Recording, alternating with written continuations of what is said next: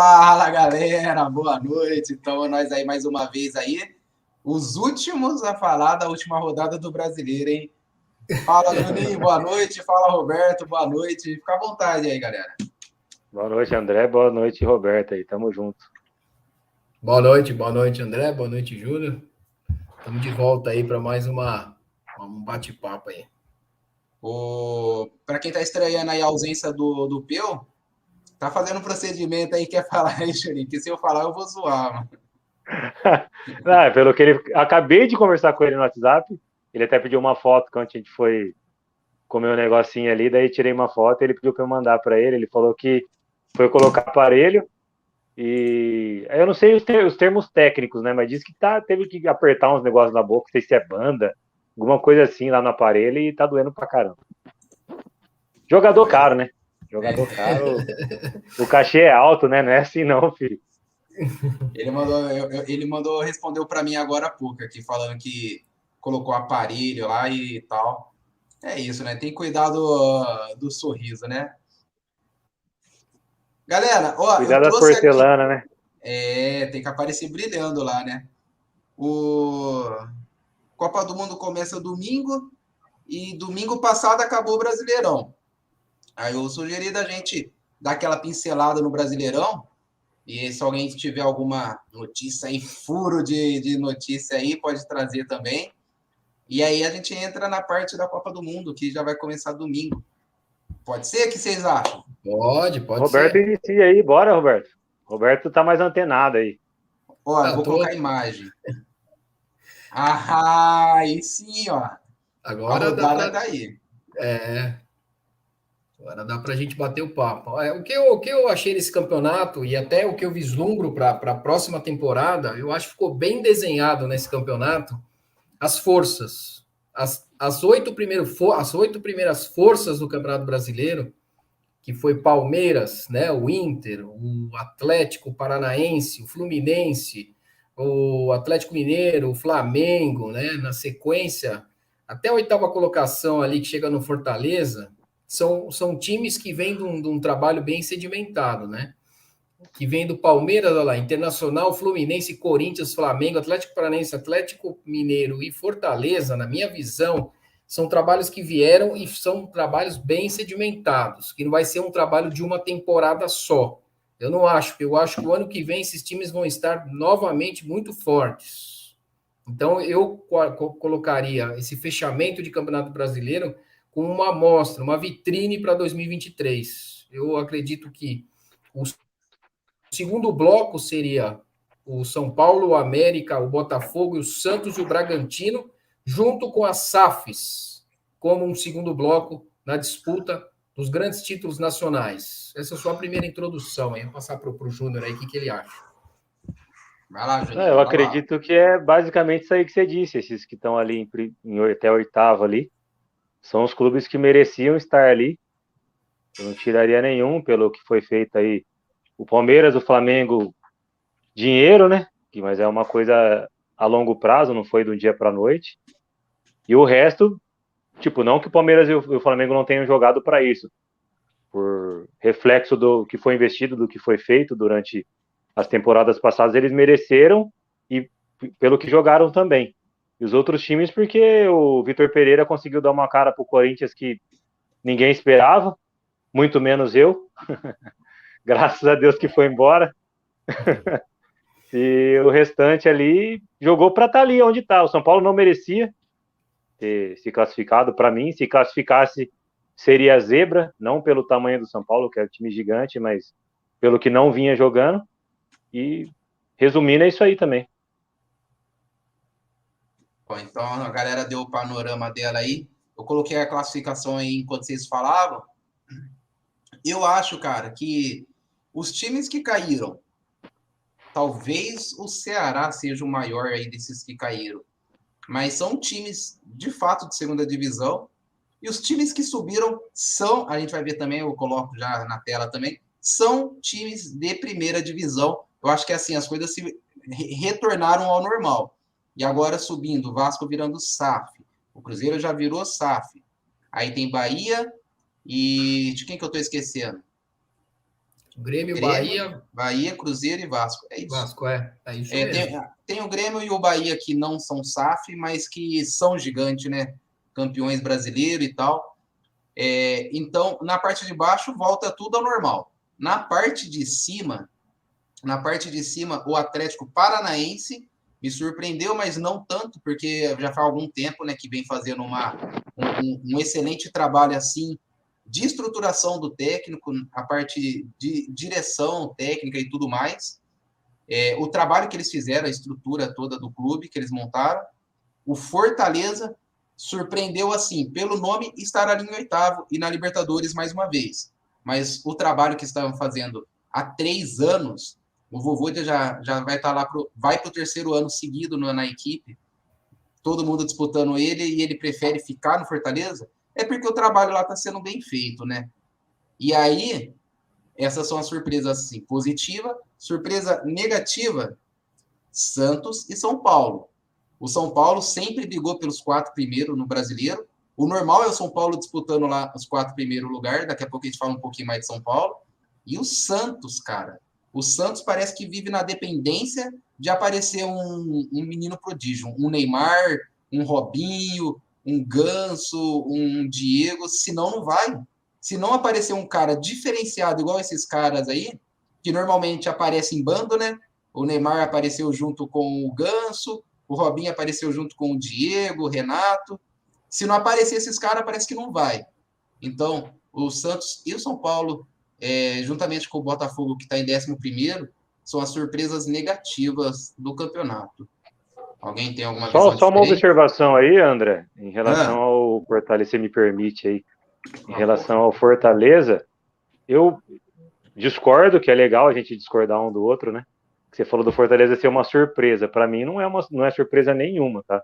É só o meu ponto de vista, porque o Fortaleza vem fazendo um trabalho aí que desde a época do Rogério Ceni, que para mim foi o Rogério Ceni que colocou o Fortaleza no cenário aí de volta. Desde a época do Rogério Ceni, você consegue ver que é um trabalho bem feito, um trabalho correto. Eu escuto bastante gente falando coisas, até quando eu vou gravar alguma coisa aí, sobre o trabalho que o Fortaleza tem feito. Eu nunca fui para lá, mas eu escuto falar que centro de treinamento, que é tudo muito bem feito lá, bem estruturado para dar o melhor para os jogadores e acontecer o que está acontecendo aí. E a diretoria do Fortaleza não faz loucura, né? Eles contratam o que dá para contratar e tira leite dos caras, entendeu? Consegue espremer o suco mesmo para fazer os caras correr para ser visto, né? Porque o objetivo do Fortaleza hoje é ser visto, é mostrar para todo mundo que ele pode estar onde ele está. E eu acho que daqui para frente, se continuar nessa pegada aí, não mudar nada do que está sendo feito no Fortaleza, vai ser frequente o Fortaleza nessas posições aí. Só um parênteses em relação ao Fortaleza. A administração do Fortaleza ela não é feita na forma de SAF, mas ela é feita de forma empresarial, porque o presidente, o Paes, ele faz a administração do Fortaleza de forma empresarial desde 3, como o Júnior falou, de 3 anos para trás. Há setores dentro do clube que tratam do marketing, do financeiro, muito bem aparelhados, como se fossem uma empresa, o Fortaleza. É por isso que não é uma surpresa, como o Júnior falou, a colocação deles em 8º lugar. Outra coisa que eu queria falar, o Botafogo, ele pode ter sido uma decepção, assim, no primeiro impacto, mas eu acho que a SAF do Botafogo está muito feliz pela 11ª posição, pela manutenção na primeira divisão, que era o primeiro objetivo deles, e ainda mais a classificação para uma Sul-Americana. Então, a SAF do Botafogo está feliz. Às vezes o torcedor que esperava que por ter entrado uma SAF, que eles já iam entrar entre os 4, entre os 8, mas isso não é uma realidade, assim, né? Não é dessa forma que funcionam as coisas, né? E para mim o Ceará também foi uma decepção, porque vinha de uma administração muito boa, e o Atlético Goianiense também foi uma decepção. Não que eles deveriam figurar nas primeiras colocações, mas eles tinham que pelo menos ficar numa vaga de Sul-Americana. E outra coisa, o Bahia, ele é do Grupo Síria agora, né? Há uma SAF, né? Verdade, no Bahia. É verdade. Então o Bahia também vai entrar no grupo da SAF.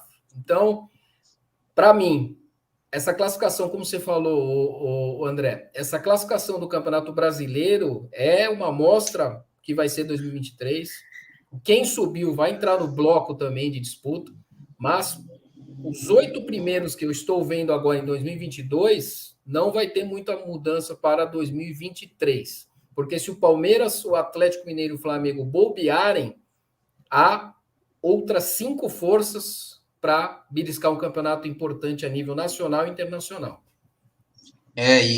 Só complementando aí que você falou, eu esqueci de falar que a surpresa negativa é o Atlético Mineiro, porque está em sétimo, é verdade. Beleza. Mas o Atlético Mineiro, quando começou o brasileiro, o que todo mundo falava? Palmeiras, Flamengo e Atlético Mineiro vai brigar pelo título. Um dos 3 vai levar. Era isso que todo mundo falava. Aí falava, corre por fora ali o Corinthians, corre por fora o Internacional. Falava isso, né? E o Atlético Mineiro, olha, se o Corinthians tivesse feito um pouquinho de força contra eles na última rodada, eu acho que nem Libertadores ele pegava, hein? Ele ia acabar com 55 pontos e ia ficar atrás do Fortaleza. Era ele ia crise, ficar em hein? oitavo, ia ficar em oitavo, mas Ia entrar em crise porque vai inaugurar o estádio ano que vem, né? Sim. E sem Libertadores ia ser terrível, hein? E o Atlético Mineiro ganhou do São Paulo também, né? No Morumbi, não foi? Empatou, quer dizer. Empatou. Foi no Morumbi. Empatou. Mas estava perdendo o jogo, empatou. Então foi por um pelo que o Atlético Mineiro classificou para pré-Libertadores. O André tem razão, foi uma grande decepção o Atlético Mineiro essa campeonato. O Roberto, só complementando aí que você falou do Botafogo, e o Bahia também vai vir a ser SAF, né? O SAF é grupo empresarial. E o pessoal, os empresários, pessoal que tem dinheiro mesmo quando mexe com um time, eles não vê um time igual a gente com paixão. Eles é igual a empresa, né? Você não compra uma empresa falando, comprei hoje, amanhã eu tenho que ter um monte de lucro. Eles pensam a longo prazo. Então, o Botafogo, beleza, chegou em 11º. Agora já sabe que ano que vem precisa mudar algumas coisas. E vai mexendo, comprando, investindo, estando sempre ali entre os primeiros. Daqui a pouco começa a ganhar títulos e muito dinheiro. Só mandar um abraço pro Prio aqui, ó, que chegou aqui. Falou só jogador cara aqui. Eita. Um abraço. Outra SAF bem com bastante. Depois a gente vai passar pela rodada, só para fechar, né? Uma SAF que também vai vir forte, vai vir a do Vasco também. A do Vasco vai vir também com uma força, com as 7 partners, né? Então agora, só que as SAFs que estão na primeira divisão já experimentaram o gosto do que é uma primeira divisão. As SAFs que estão chegando agora na primeira divisão para o ano que vem ainda vão se adaptar a um novo cenário. Isso aí vai trazer um pouco de impacto ainda, né? Então, eu acho que vamos observar como o Bahia, o Vasco, o Cruzeiro vai ter essa adaptação na primeira divisão. Beleza. Ô, Júlio, então já vou iniciar por você aqui. Tem a rodada do Brasileirão na tela. Você escolhe alguém que você quiser dar pincelada. Se não, você escolhe qual dos 4 grandes a gente começa aí. Olha aí a resposta, hein? Ô, Julinho, só falar para a galera que eu coloquei uma enquete. Então tá rolando uma enquete aí. Em qual lugar que acha que a seleção brasileira vai chegar na Copa do Mundo? Então eu coloquei de oitavas de finais para frente, acreditando que a seleção passa pelo menos da primeira fase, né? E a galera fala aí. Eu vou no Red Bull Bragantino e Fluminense aqui, que foi 1-0 pro Fluminense, fora de casa. Que para mim é o que a gente já tinha falado na primeira live que a gente fez, que a gente tocou no assunto do Bragantino, que o pessoal acha que ter dinheiro é tudo e não é desse jeito que funciona, né? Isso daí que aconteceu nessa última rodada aí do Fluminense, lógico, o Fluminense é um time que bem montado pelo Diniz ali, tem seus méritos, tudo.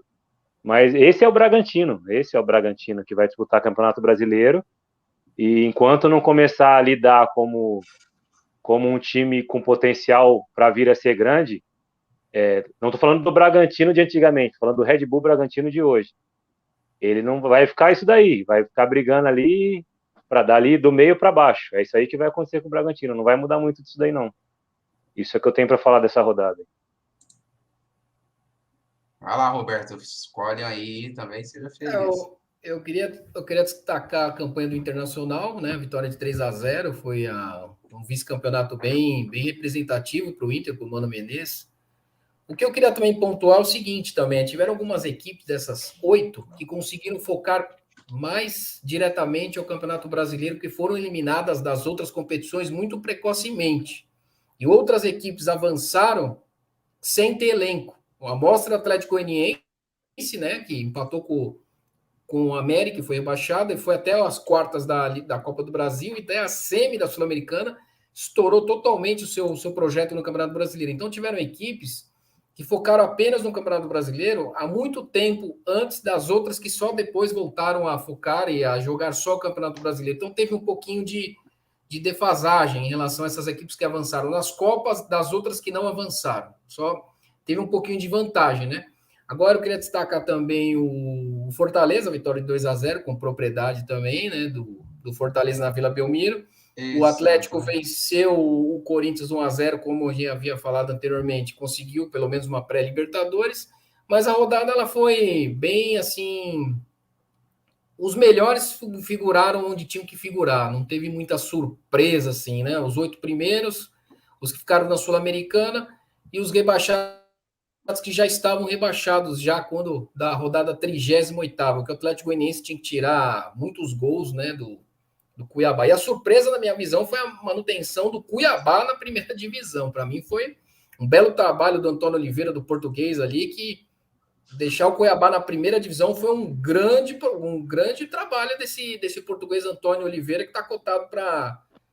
Cotado não, né? Teve uma sondagem, ou quiseram, né, apresentar ele o trabalho dele para o Vasco da Gama, né? Então, eu acho que o Cuiabá foi uma surpresa ficar na primeira divisão. E o resto da rodada foi normal, né? Só uma observação aí, desculpa atrapalhar aí, Roberto. O pessoal sempre fala de Copas e alinhar com o Campeonato Brasileiro. A única vantagem que tem quando você disputa as Copas e tá no Brasileiro e vai chegando longe nas Copas é se você é campeão. Porque se não ganhar, não adianta de nada, só atrapalha no Brasileiro, que foi o que aconteceu com São Paulo. Sim. São Paulo foi a Copa do Brasil, Sul-Americana, mas no resumo da ópera não ganhou nada. E não classificou nem para pré, que poderia, se talvez não tivesse as Copas, se dedicado tanto, porque não tem elenco o São Paulo para isso, né? Então foi isso daí para mim, foi não zebra do Campeonato Brasileiro, mas no ano, acho que quem mais superou as expectativas foi o São Paulo, em relação a chegar nesses campeonatos. Não foi campeão, que é o que importa, mas chegou muito mais longe do que eu acho que a maioria dos São Paulinos imaginava. Sim, chegou na semifinal da Copa do Brasil em 2 finais, né? Se você pegar o Fluminense foi eliminado na primeira fase da Sul-Americana e chegou só ficou com a Copa do Brasil e o Campeonato Brasileiro. O Internacional foi eliminado na primeira fase da Copa do Brasil pelo Globo e foi eliminado na semifinal pelo Melgar na Copa Sul-Americana. Então tiveram esses 8 também times, são bons, são times qualificados dentro do Campeonato Brasileiro, e eu olho dessa forma que os times são bons mesmo, mas tiveram tropeços nas Copas que deram uma ajudinha para eles se manterem lá na frente, né? Tem um jornalista que é saudosista que fala que a graça do brasileiro quando chegava em tal fase e virava mata-mata era que, quando era dessa maneira, a gente tinha Guarani campeão, Bahia campeão, Sport Recife, entre outros, os clubes pequenos, se virava para chegar até o mata-mata. No mata-mata, eles davam um jeitinho e conseguia título. E no pontos corrido, de certa forma, eles têm razão. No ponto corrido, o time que tem melhor condições financeiras, a letra engasga, são os que vão chegar em primeiro. E um time que tem pouca condição financeira, talvez não. Tal Fortaleza para desmentir, talvez, o que eu esteja falando. Em questão de elenco, não é caro, mas, de fato, vai ser difícil uma equipe com baixa renda chegar entre os 4 primeiros. Vai ser muito difícil. Por outro lado, o ponto corrido é mais justo. O time que mais teve vitória, o time que mais tem pontos, é o campeão. Tem seu lado positivo e negativo, prós e contra. Os dois lados têm suas razões. Pode falar, Juninho. Mas isso daí que você falou, você foi totalmente coerente, mano. Tipo, o Fortaleza não tem o recurso que tem o Flamengo, que tem o Atlético Mineiro, que tem o Palmeiras, até o que a gente sabe, mas as contas estão em dia, né? As contas lá estão em dia. O planejamento deles é na realidade deles. Não adianta o cara planejar uma coisa que não tem como tirar dinheiro de lugar nenhum, vai ficar devendo para todo mundo. O cozinheiro não recebe, o faxineiro não recebe, o roupeiro não recebe, ninguém recebe. Como é que ganha alguma coisa? Como é que chega em algum lugar? É o que acontece na maioria dos clubes no Brasil hoje. Os que se planejam é igual uma empresa que vocês falaram. Os que se planejam pode não ser campeão, que não dá para todo mundo ser campeão. Mas vamos ter um trabalho mais sólido. Né? Sim. E outra coisa, só voltando no assunto das Copas com o Campeonato Brasileiro, o próprio Palmeiras, quando foi eliminado pelo São Paulo nas quartas da Copa do Brasil, oitavas, né? Oitavas da Copa do Brasil, que o São Paulo eliminou o Palmeiras começou a abrir janelas de treinamento que nem esperava. Então, também conseguiu focar muito no Campeonato Brasileiro. Palmeiras, ele abriu janela ali que favoreceu muito em rodadas, e foi isso que deu a gordura para eles conseguirem ser campeões. O time é bom, não é isso. O problema é que ajuda, né? Ou a solução, ajuda, né? E já que a gente está no assunto, então, da rodada, vamos começar pelo São Paulo aqui, que ferrou meu cartola. Eu escalei o Pedro Raul no meu ataque, achando que ele ia meter uns 3 gols no São Paulo, e São Paulo mete 4 no Goiás. Pelo amor de Deus aí, quem quer falar desse joguinho aí? Pode começar, Roberto.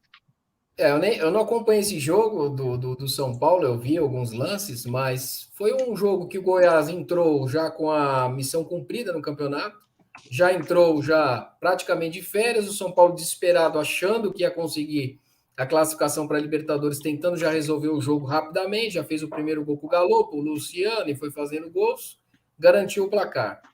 Mas isso não mostra nenhum tipo de resultado, de resultado, da minha visão, positivo para o objetivo que o São Paulo entrou em campo, né? Que era classificar para a Libertadores. Só apenas venceu uma partida, mas não conseguiu o objetivo principal, que era a classificação para uma pré-Libertadores. E o São Paulo agora, eu acho, na minha visão, com o Rogério Ceni no comando e do jeito que as coisas estão caminhando nas últimas semanas, vai ser a maior reestruturação de elenco que o São Paulo já fez nos últimos anos aí, pelo que a gente observa, saindo o Reinaldo, o Miranda, jogadores que estavam lá, o Reinaldo principalmente há algum tempo, né, e jogadores que não demonstraram, né, serem de qualidade para vestirem a camisa do São Paulo. Então eu acho que a reestruturação vai ser grande, né, no São Paulo, né, a gente viu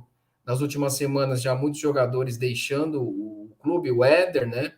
E Colorado, do Marcos Guilherme. Então eu acho que o São Paulo ele começa em 2023 começa uma reestruturação mais forte dos últimos anos. Concorda? Eu acho que essa última rodada do São Paulo ilustra exatamente o que é o São Paulo nos últimos tempos aí. Tanto dessa temporada do futebol, quanto das passadas. É um time que quando precisa ganhar, não ganha, e quando não tá valendo nada, ganha. Quando tem que ganhar, você não vê acontecer nada. Aí quando já não vale mais nada, tipo, dependia de muitos resultados do São Paulo classificar. Até no começo do jogo tava dando tudo certo pro São Paulo. Aí o Fortaleza, quando ninguém achava, o Fortaleza vai e me mete um gol no Santos. Quem fala que o Santos, por mais que tá nessa situação que tá, ia perder pro Santos em casa, do jeito que perdeu, era porque o São Paulo dependia de muita gente, não era para chegar na última rodada desse jeito, dependendo de tanta gente assim. Então o São Paulo, para mim, ilustrou o Marcos Guilherme fazendo gol, pô. O cara chegou, primeiro gol que ele fez. Tá de sacanagem, pô. Na última rodada aí já virou um treino, aí vai lá e mete gol. Então, isso daí que o Roberto falou, que tá indo um monte de gente embora, tem que ir embora mesmo. Não tô falando que tem que ir embora porque eu não gosto dos caras, porque tem hora que já não tem que respirar novos ares, vai tentar outra coisa diferente, vai para onde quiser. A formação que eu tinha dado do Patrick lá semana passada, que na verdade não era minha, me passaram, parece que tá acontecendo realmente isso daí. Só que até agora não. Né? Então, eu ouvi falar do Santos, outros falam do Flamengo. Eu acho que vai pro Flamengo ser banco, né? Porque, coitado. Vai ser banco. Eu acho que ele deveria ir para um time que ele vai jogar. Ele já estava bravo de sair do São Paulo, vai para o time que vai ficar, pode ser o terceiro reserva?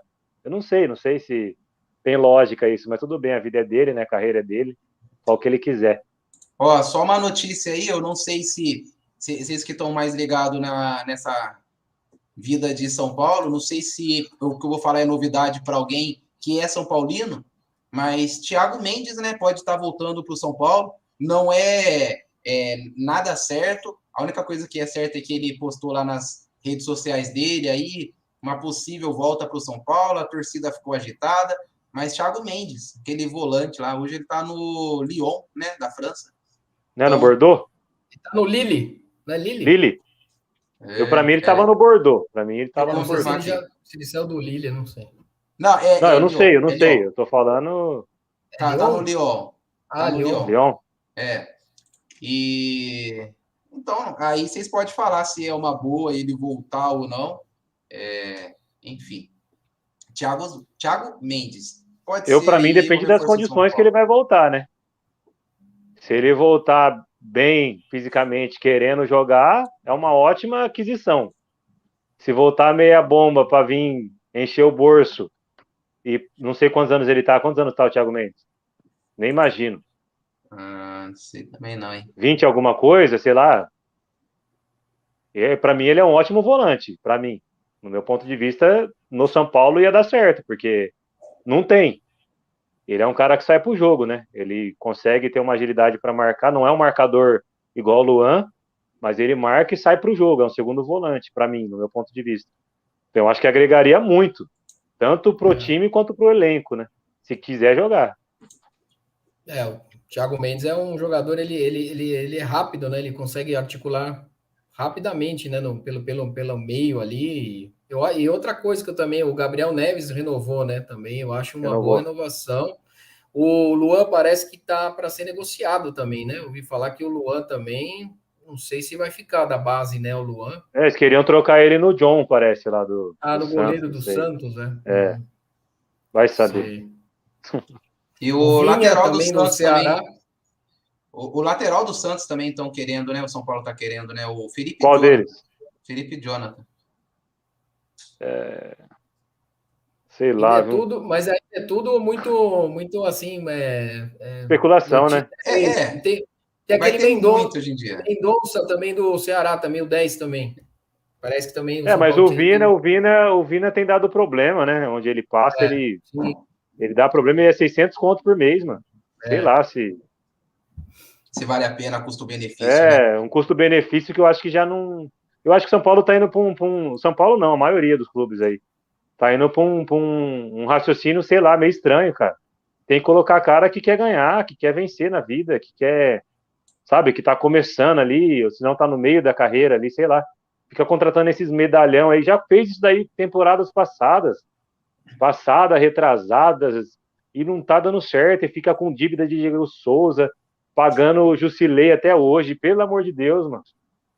São Paulo paga Jusilei, paga Daniel Alves, se bobear, paga... Ixi, e tem o lateral do Fortaleza, o Capixaba, né, que também tá... Esse é bom.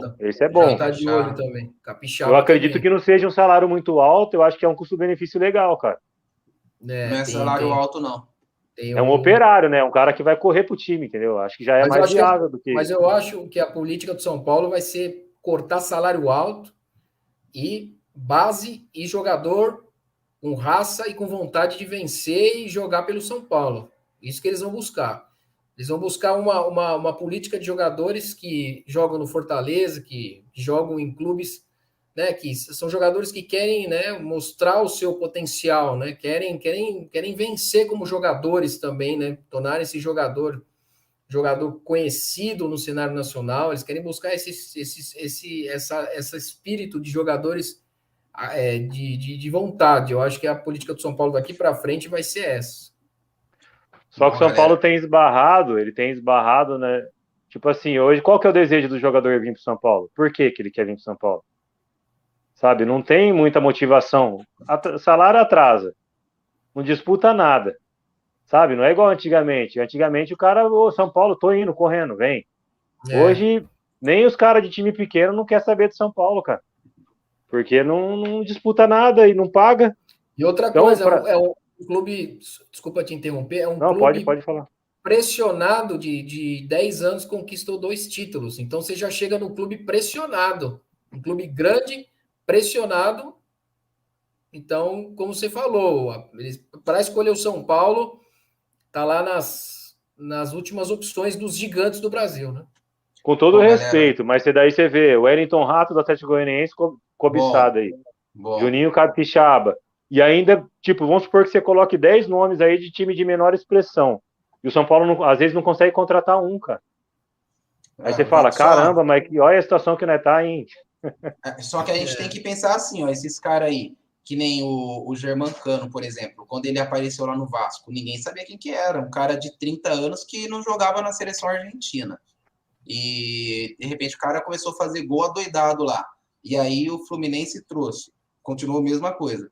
Só que, às vezes, esse mesmo cara vem para o São Paulo, para o Corinthians, para o Palmeiras e não joga nada. O Pablo, quando o São Paulo contratou, porra, ele estava arrebentando, se eu não me engano, era no Atlético Paranaense, né? Que ele saiu. Tava fazendo gol até de olho fechado. E chegou no São Paulo, não funcionou. Porque às vezes a camisa pesa, ou não Positivo, sei. com certeza, com certeza. Então, é uma aposta, né? Querendo ou não. Ó, boa noite aí pro The Lunchbox. E boa noite próprio também Nicão. O próprio Nicão, pô, você é louco. Nicão. O Corinthians, por muitas vezes, tentou contratar ele. Quando eu vi ele jogando no São Paulo, eu fiquei feliz que o Corinthians não conseguiu contratar. A Anik Shakur, nossa chefona aí, que hoje ela tá mais de boa. Diretora, nossa. Hoje ela tá mais de boa, que ela não tá podendo ficar acompanhando a gente aqui. Aí a gente extrapola no tempo, ó. Deixa pra nós. Vamos lá, então, só para dar uma passada pelo menos nos 4 grandes. Eu estou tentando colocar a tela aqui, não estou conseguindo. Agora sim. Corinthians, galera. Deixa eu falar uma coisa de que eu estava lá no estádio e eu vi o time igual no jogo anterior. Muito nervoso, brigando com o juiz por tudo, principalmente o Roger Guedes, que é típico dele. Inclusive, vou contar um caos aqui daqui a pouco para vocês. Só que o juiz que colocaram também, aquele Braulio lá, o Braulio, pelo amor de Deus, cara, ele apita para deixar as equipes nervosas. Teve uma bola lá que o Roger Guedes tocou para receber na frente. No que ele tocou, o juiz virou para onde foi a bola e não viu o cara dando um carrinho no Roger Guedes sem bola. Aí o Roger Guedes ficou caído no chão, o juiz não marcou nada. O Roger Guedes, nossa, levantou louco. Mas essas coisas nervosismo aí dos jogadores é típico de falta de controle emocional, que se o Corinthians não tiver ano que vem, não vai conseguir ganhar nada de novo. Então, só contar o caos aí para passar para vocês. Eu estava lá no estádio, lá, o Roberto.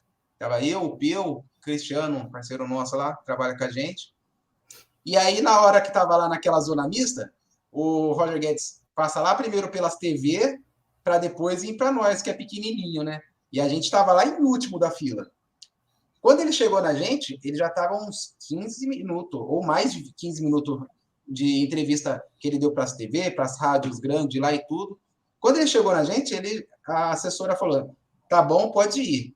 Aí o cara que estava com a gente lá, o Cristiano, chamou ele. Falou, Roger, você não pode dar uma palavrinha aqui? Ele meteu aquela que ele dá no campo. Ah, mano, tô cansado. Virou e saiu andando, mano. Eu falei, que... Não, o cara tava com a gente, é camarada nosso, mas sabe quando dá vontade de dar risada, mano? Eu não aguentei. Muito mal. Nossa. Alguém assistiu esse jogo aí? Porque...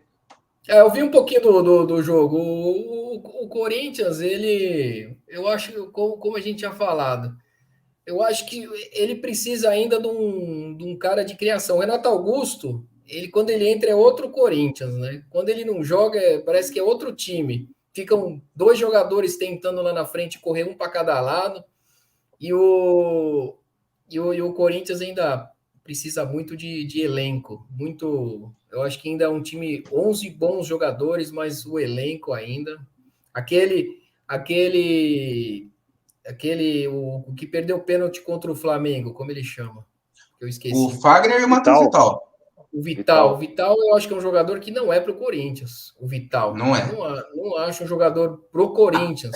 Apesar de ter entrado bem, eu concordo com você plenamente. Não é para o Corinthians. Aquele Fausto Vera, sim, é uma peça acertada que o Corinthians contratou. Eu gosto, mas aquele Robert Renan, o zagueiro, Isso. parece que está com proposta do Arsenal, né? O Arsenal parece que tem interesse nesse Vai com zagueiro Deus. do Corinthians. Você quer que ele saia, né, Léo? Você quer que ele Lógico que eu saia. quero, pô, ele é bom pra caramba. Ô, Juninho, o Corinthians entrou buscando empate, entrou com 4 volantes. Fausto Vera, Duqueiroz, Ramiro e Maicon. 4 volantes, estava precisando do empate, é isso? Em casa? Mas depende do que você analisa porque às vezes a gente fala, pô, vai jogar com 3 zagueiros, vai ser defensivo. Nem sempre. Você joga com 3 zagueiros, eu acredito que você coloca 2 alas que vai descer toda hora, fazer a dobradinha com os pontas. Então, às vezes o cara coloca 4 volantes, mas não é 4 volantes de marcação, porque o Michael não é de marcação. Ramiro não marca ninguém também. O Michael estava jogando como meia. Agora, se você falar, ô Ramiro, vai lá pro ataque, Deus me livre. Mas o Ramiro é o quê, então? Porque marcar ele não marca ninguém. O Ramiro, ele é volante, mas antes de ser volante, ele deveria ser carpinteiro, cara, porque ele com a bola no pé. O problema do Ramiro é só esse que eu falo pro pessoal. O problema do Ramiro é quando a bola chega no pé dele. Tirando isso. Você falou do. Pode falar. Não, esse é outro que não dá para continuar no Corinthians pro ano que vem. Ramiro tem proposta. Nossa, que time que é ele, cara? Não fiquei sabendo, mas tem proposta de alguma equipe aí. Vocês falaram do Corinthians aí, primeira parte eles têm que arrumar um técnico, né? Porque isso aí que o Vitor Pereira fez para fazer de novo não vai ser fácil, não. Com esse time do Corinthians aí. Eles estão falando daquele Gabriel Lage, né, do Benfica, que estava no Wolverhampton lá da Inglaterra, da Inglaterra. Eu posso te falar que eu não sei nem quem é. Eu também não conheço. Posso falar um tiquinho dele. Bruno Lage. Mas esse esse Lage aí é apelido. Esse técnico, ele tem 46 anos. Vamos dizer que ele é técnico há 2 anos de time profissional. Ele foi lá, estudou e entrou num time pequeno lá de Portugal. Acho que é Santa Clara, uma equipe pequena lá. Vitória, Santa Clara, uma coisa assim. E aí, dali, ele subiu para o Benfica B, em 2019. Em 2019, em janeiro de 2019, o que era técnico, acho que é Rui Costa, se eu não me engano, saiu. Eu acho que ele recebeu proposta de uma equipe e saiu e precisava de um técnico para ficar lá no Benfica. E aí ele assumiu de interino. Sabe aquela coisa? Deixa ele até contratar outro técnico. E aí ele chegou e começou a se dar bem, começou a continuar ganhando, já era metade de temporada, e aí deixou ele ficou até o final e foi campeão. E aí deixaram ele, e aí ele ganhou mais um título pelo Benfica. Então ele foi bem no Benfica. Bem assim, pegou um time montadinho, pronto, disputando o título, né? E aí, Benfica B. Não, com o Benfica principal. Do Benfica ele B. Saiu depois ele foi pro principal depois. Ele saiu do Benfica B e foi pro Benfica A, pro Benfica principal, interino, como auxiliar técnico. E aí o técnico saiu, ele ficou de interino. E aí ele foi contratado para esse time inglês. Eu não lembro o nome do time inglês. Wolverhampton, um time que joga de amarelo. O Wolverhampton. Wolverhampton, isso mesmo, Wolverhampton. E aí, cara, eu não tô com os números aqui, fiquei devendo aí que eu não peguei os números aqui. Mas, cara, ele teve mais derrotas do que vitória e empate. Ele teve mais derrotas, parece que ele teve 18 vitórias e 22 derrotas lá. E os caras demitiram. Ficou 1 ano de mandar embora. E eu vou falar para você, na Inglaterra, para os caras mandar embora com 1 ano, é porque o cara foi muito mal mesmo. Que não é um Arsenal, o Liverpool, que tá lá, briga sempre por título, Manchester United. E mesmo assim, esses times grandes segura técnico por 3, 4, 5 anos tranquilamente, né? Um time pequeno, o cara chegar em 1 ano sem mandar embora é porque ele estava muito mal e ele está desempregado. E aí, o que eu fiquei sabendo, ele foi oferecido por agente, que é um agente que tem, vamos dizer assim, boa convivência com a diretoria do Corinthians, para não falar outra coisa, e aí ofereceram ele para o Corinthians. E o Corinthians achou uma boa ideia. E o cara tá desempregado, um técnico sem história ainda, lógico que ele vai querer. E, enfim. É uma aposta, né? Cara. Como o Vitor Pereira era uma aposta, mas o Vitor Pereira tinha uma história já, né? Pequena, mas tinha. Tinha uma bagagem, né? Tinha uma bagagem. Então, sei lá, pro Corinthians, somente do Corinthians, tô falando. Eu nem corintiano eu sou. Só que para o cara chegar no Corinthians, ele não pode ser qualquer um, não, mano. Se ele perder 4 jogos no Paulista, ele já tá voltando para Portugal, já. Sim, aí vão dizer assim, pô, mas o Abel, quando chegou no Palmeiras, tinha 2 títulos só também. Mas o Abel Ferreira, o estilo dele, o Palmeiras contratou ele pelo estilo dele.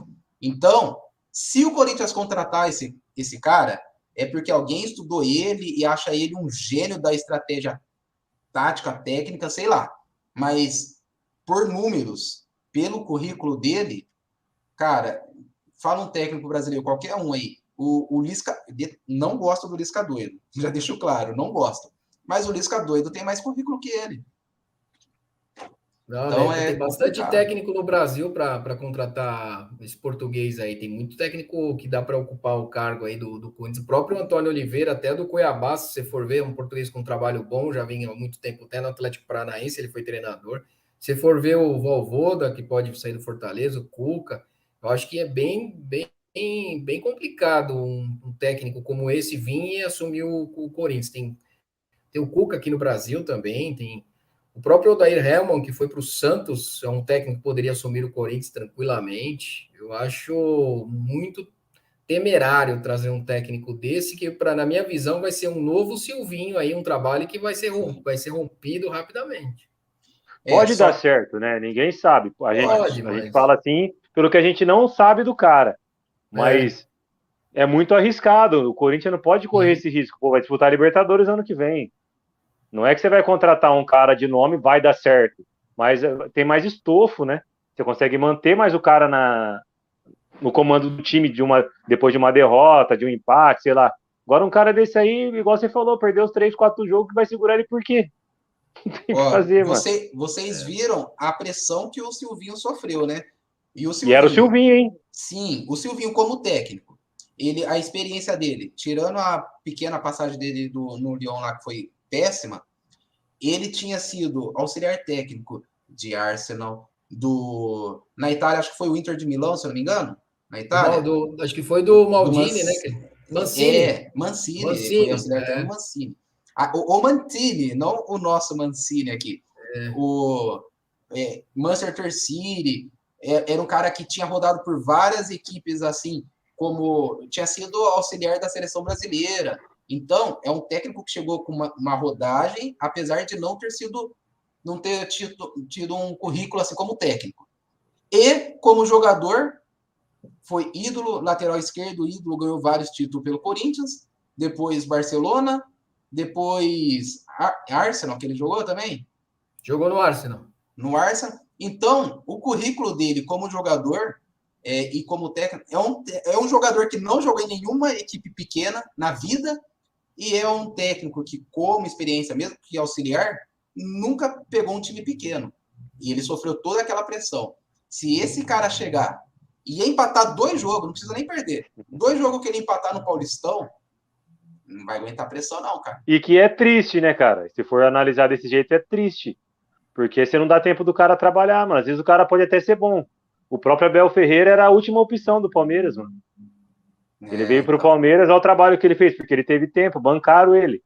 Ele teve tempo, não estou dizendo que esse cara aí vai dar certo como ele. Só que não... Pode falar, João. Só que não vai saber se não deixar o cara trampar, mano.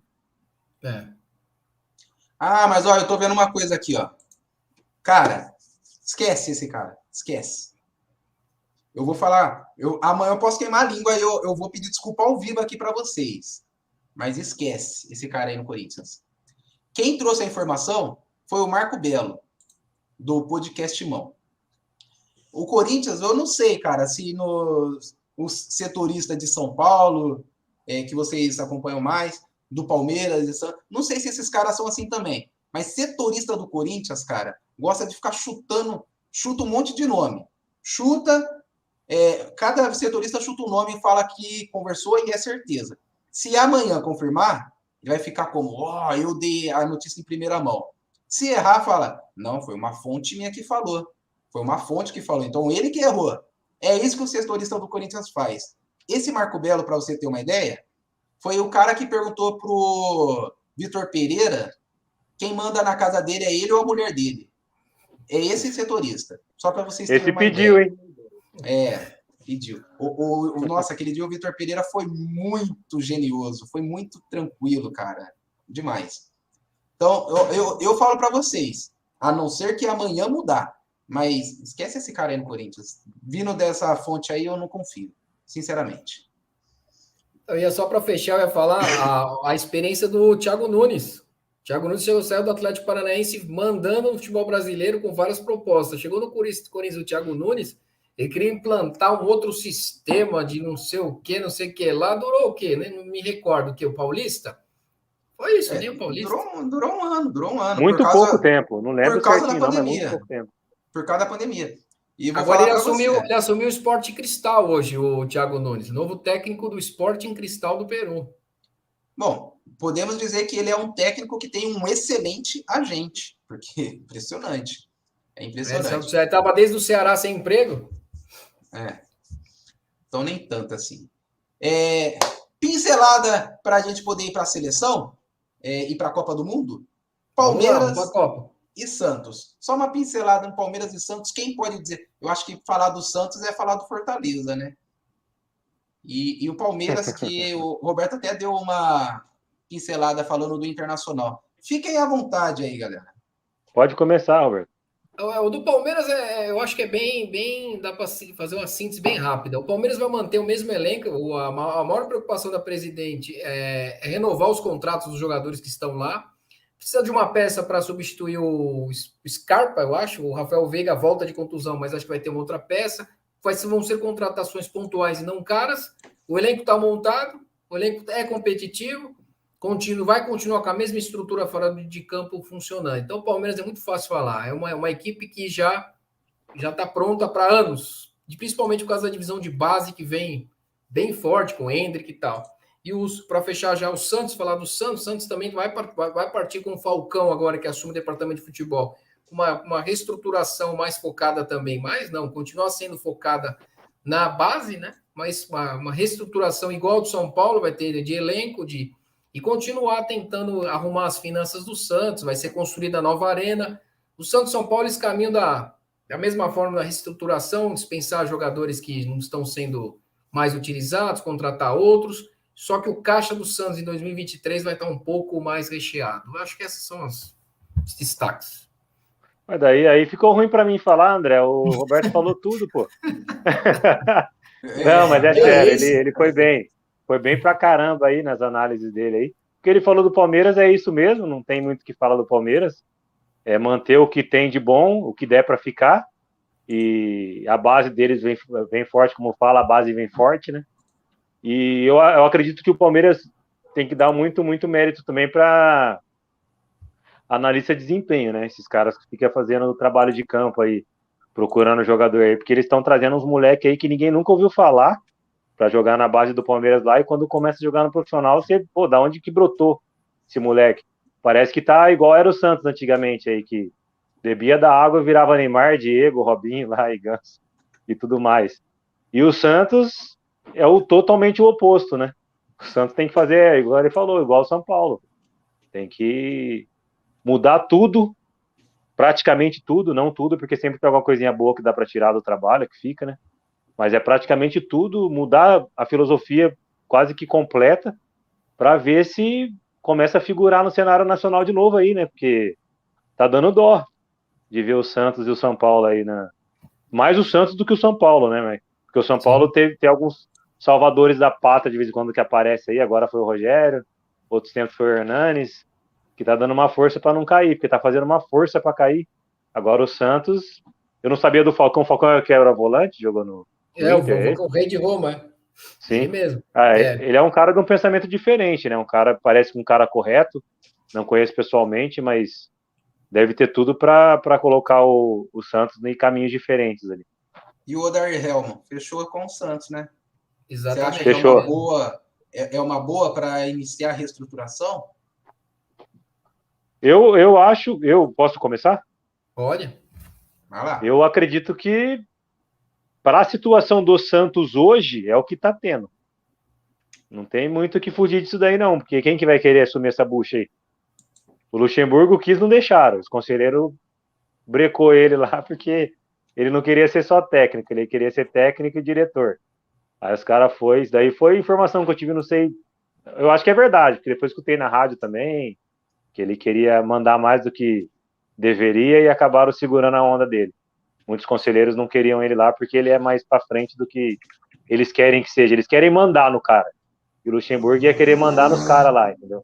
É basicamente isso. O Dair Helman, acho que a realidade do Santos é essa. Não sei se tem alguns outros aí no mercado aí que acho que ou empregado que daria para tirar e levar para lá, mas eu não sei se os caras iam querer assumir essa barca, não. Mas Que eu acho que o é uma Santos foi bem. barca. Eu acho que o Santos foi bem em contratar esse técnico. Aí, notícia assim, especulações, já que a gente falou do São Paulo, especulações e tal, o Corinthians também, o Santos tá querendo o Edenilson do Inter. Não sei se consegue tirar ele de lá, mas é uma aposta, né? Para mim é um bom jogador.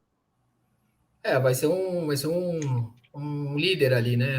Para dar bastante experiência, porque o Santos ele tem bastante molecada ali, né? Da base, que traz experiência pro time, sim. Bom, se for um técnico que sabe utilizar a base, vai ser bom para o Santos. Um que seria perfeito para o Santos seria a volta do Dorival Júnior, mas impossível tirar ele do Flamengo, né? Eu acho, pelo menos. Esquece. Acho que vai ser meio complexo. Só para tão indicando ele para a seleção, né? O Dorival Júnior, assim, é um dos mais cotados, né?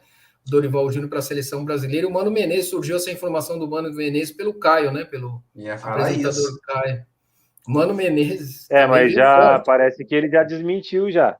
Ah, Eu desmentiu. não vi não, mas parece que cobraram ele aí sobre essa informação. Parece que era o pacote, né? Era ele e o Andrés. O Andrés Isso, ia Andrés, trabalhar isso. Não tem nada a com ver o ele no Andrés Mano tá ali. Menezes. Agora, eu não sei se. Eu não vi essa entrevista dele reconsiderando o que ele falou, mas disseram que ele já veio a público, não sei se foi em um podcast, alguma coisa, e falou que foi mal interpretado, alguma coisa nesse sentido aí. Pode ser. Ó, É. só para a gente fechar então o Campeonato Brasileiro, ano que vem a gente vai ter aí Cruzeiro, Grêmio, Vasco da Gama e Bahia na primeira divisão. Eu acho que são clubes grandes de primeira divisão mesmo, não incontestável, pelo menos por mim, a subida deles. E cai CSA, Brusque, Operário e Náutico. Dessas aí, para mim, a maior tristeza é o Náutico caindo, que o Náutico é um time bom, eu vi jogando, cara, time bom. Mas cai. E os times do interior continuam aí na segunda divisão. Guarani, Ponte Preta, Ituano, Novo Horizontino. Se alguém quiser dar alguma pincelada aí, fica à vontade, galera. Pode ir lá, Roberto. Eu gostei muito da campanha do Ituano. Foi uma pena o Ituano não ter conseguido acesso, porque tinha uns times, né, os gigantes aí do futebol brasileiro, 4 gigantes, né? Mas se o Ituano fizer um trabalho semelhante o ano que vem, na temporada 2023, ele tem grandes chances de atingir a primeira divisão. O Ituano, o Sport Recife também, para mim, já é um favorito para o ano que vem. Só que o ano que vem vai ter Ceará, Atlético Goianiense, vai o Juventude também na Série B forte, e o outro é o Avaí. Então, eu acho que esses 6 aí eu bloco já coloco esses 6 aí no bloco dos que vão disputar o G4 aí. O Sport Recife, Ituano, Juventude, Avaí, Atlético Goianiense e Ceará. E correndo por fora, Guarani e Ponte Preta ali. Eu acho que esse aí, o Chapecoense também. Antes de eu passar para você, Juninho, só para. Eu coloco a Ponte Preta e o Guarani nesse bolo aí para subir para a primeira divisão ano que vem, porque se eu não colocar, o pessoal não deixa eu entrar mais no estádio lá, mano. Fala aí, Juninho. Ah, mas aí não, eu quero saber a sua opinião, pô. Não vem Não, querer fazer jabá, não, vai. eu concordo com o Roberto, o Ituano, desde lá do Juninho Paulista lá, vem fazendo uma estruturação do clube boa. Então, é um clube que não é porque tem jogadores desconhecidos, é um clube que é igual Fortaleza. Mexeu ali primeiro na base ali para estruturar a equipe. Sport Recife vai ser franco favorito. Aí dos que desceram, eu acho que o Atlético Goianiense e o Juventude talvez são os que mais darão trabalho. E aí, Ponte Preta e Guarani. entra nesse bolo aí, porque as duas equipes começaram a se reestruturar no final do ano. O que não pode é desmontar tudo, né? Ponte Preta tem um monte de jogador emprestado, Guarani trouxe um monte também. Se não desmanchar a equipe e conseguir reforçar, elas entram forte também no Brasileirão. Eu penso que dos que caíram ali, o Náutico também, que é o que poderia figurar ali na primeira divisão, que é um time, para mim, eu considero um time grande. Agora, em relação ali os que subiram ali, para mim não tem novidade nenhuma, porque eram os que mereciam subir, os maiores que estavam ali. O Cruzeiro, para mim, depois que o Ronaldo assumiu, eu virei cruzeirense.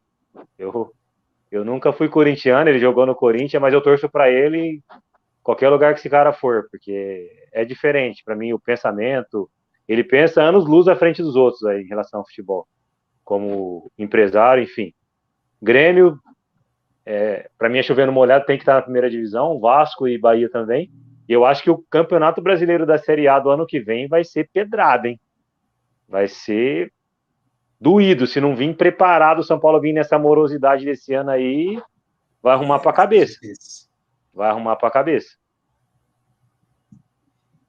Se alguém quiser falar mais alguma coisa, senão a gente entra na Copa do Mundo.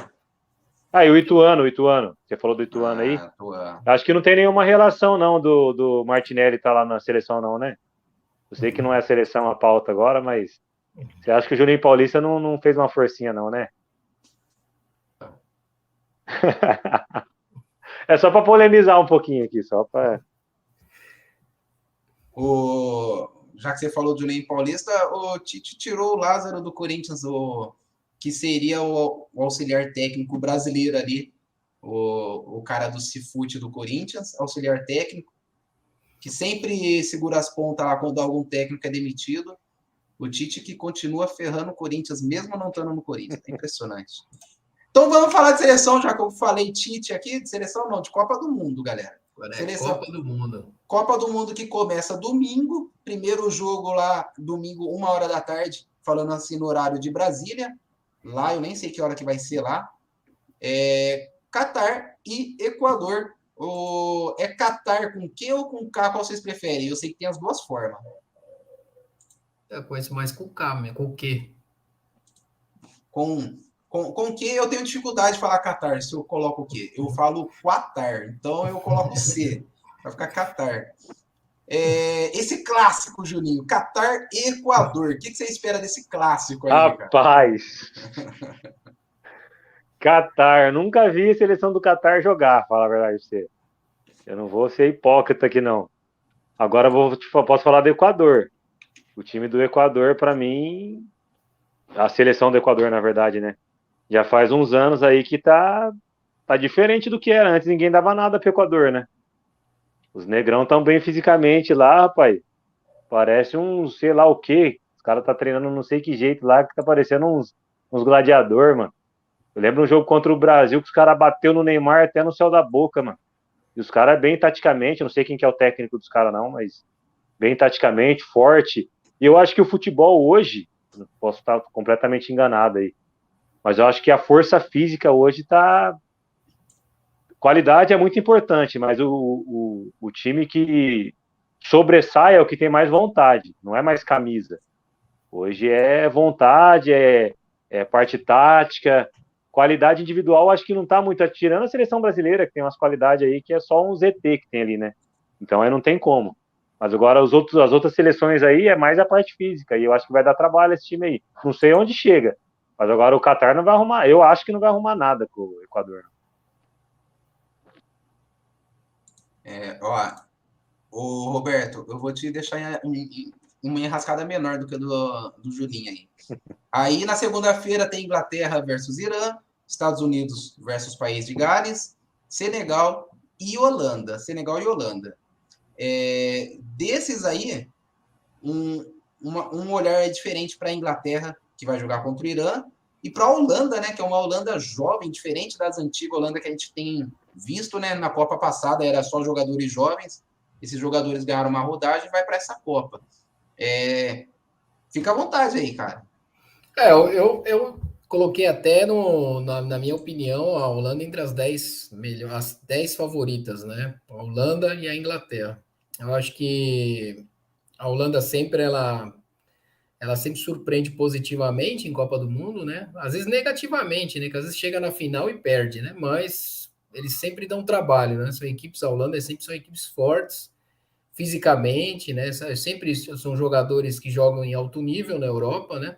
E jogadores mesclados, jogadores novos, né? Eu não acompanho muito essa seleção da Holanda, né?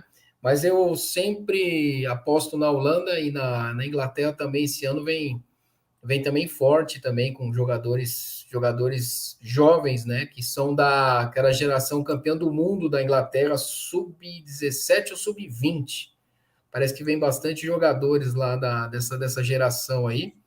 E o Senegal, eu também acho que Senegal também eu coloquei entre as 10, mas o Mané machucou, tá fora da Copa, né? Então o Mané é uma perda de 70% da equipe de Senegal, né? Então o Senegal também era minha aposta entre as 10. Inglaterra e Holanda. País de Gales eu não tenho conhecimento como é que é o nível, né, do futebol da seleção deles, né? E você tinha falado de outra seleção, Estados Unidos, né? Estados Unidos contra País de Gales. Os Estados Unidos é uma equipe da CONCACAF ali, mas eu não aposto os Estados Unidos como uma grande força na Copa do Mundo. Lembrando que no Equador tem o Arboleda, né? A goleada aí. O Juninho deve conhecer bem esse cara aí, né? Arbolenda, pô. Arbolenda. Tá voltando aí, né? Eu fiquei sabendo hoje que o... Agora sim, ó, eu coloco na tela.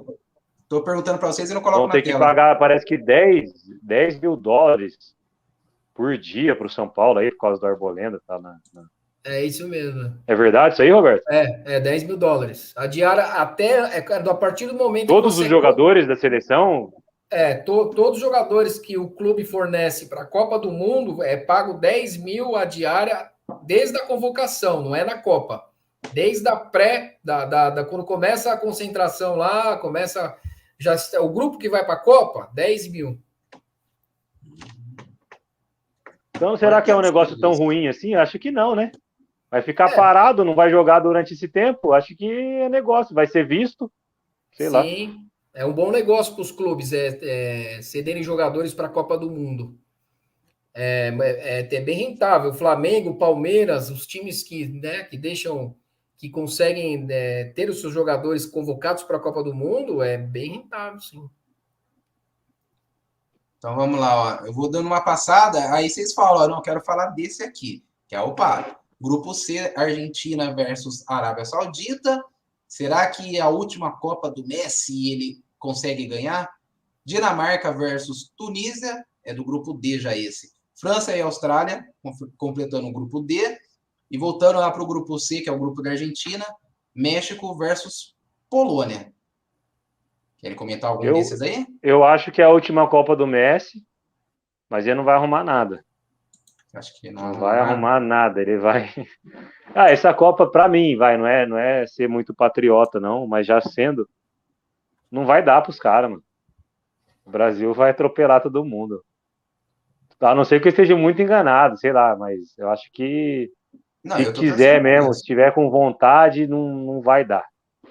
Faz muito tempo que eu não vejo um time da seleção brasileira desse jeito que eu tô vendo esse ano aqui.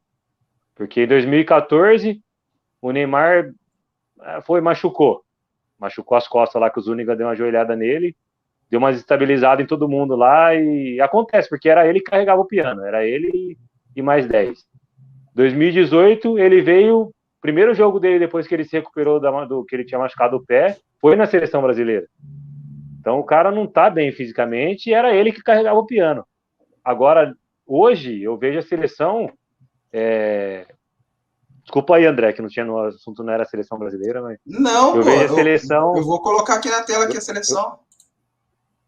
Vai lá, continua. Eu vejo a seleção como tipo, é muito desigual comparado às outras seleções, entendeu? É o que eu vi em 94 lá, que para mim foi o que eu vi de melhor do Brasil antigamente, aí foi em 94.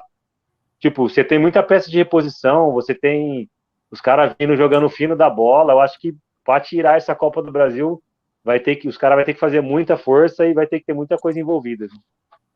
E o Argentina não vai arrumar nada. Ó, vou voltar aqui para a tabela aqui, porque nessa chave aqui, que tem o grupo D e o grupo C, nesse dia, quer dizer, tem a França. Ou já que o Juninho falou da Argentina, que a Argentina não vai arrumar nada lá, tem a França. E a França? Mbappé e companhia, Pode falar, Dembélé, Roberto. Benzema.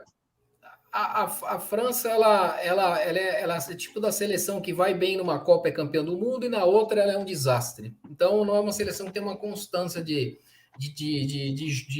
uma Copa para outra, né? Eles têm alguns problemas internos ali. Da Copa de 98 eles foram campeões, na de 2002 eles já foram eliminados na primeira fase, então aí de 2000 depois eles vão bem numa outra Copa, aí na de 2010 já vão mal de novo, 2010 foi que também que eles foram mal, aí depois vão caminhando e assim é a história da seleção francesa, mas a seleção francesa ela tem potencial, né? Então eu acho que é uma seleção que qualquer adversário que irá enfrentar a seleção francesa vai ter que jogar muita bola para eliminar a França, e principalmente o Brasil, que dá um azar com a França, que, pelo amor de Deus.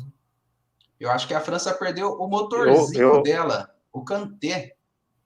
Esse aí eu acho que faria a diferença lá e não vai estar nessa Copa. Pode falar, Juninho. Eu acho que a França tem muito mais potencial do que a Argentina para disputar alguma coisa aí. O que é a favor da Argentina é que eles são os milongueiros, né? Eles são os catimbeiros que Deus me livre e guarde. Então, isso daí, às vezes, o pessoal acha que é o futebol, mas nem é o futebol, é a catimba. Isso daí ninguém faz igual argentino, não. E como se trata de um campeonato de um mês, é tiro curto. Mas isso daí pode ajudar bastante. Agora, de futebol, a França, para mim, está muito na frente do peça por peça da Argentina.